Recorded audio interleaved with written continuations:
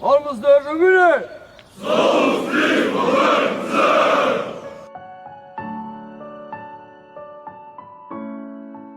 Ана, сәлем.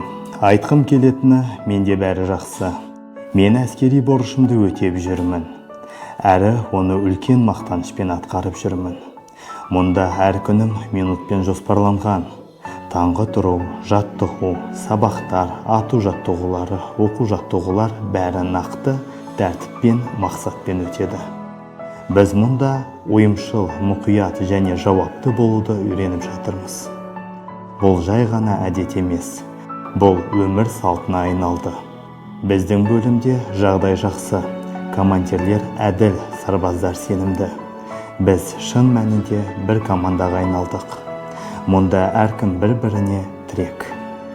Мен бұрынғыдан да нық, жинақы, ересек болуды түсіндім. Сен менімен мақтана аласың, ана. Маған бәрін үйреткеніңе, қолдағаныңа рахмет. Сенің тәрбиең мұнда күнде көмектесіп жатыр.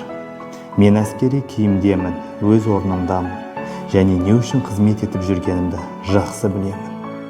Жақында үйге абыроймен ораламын.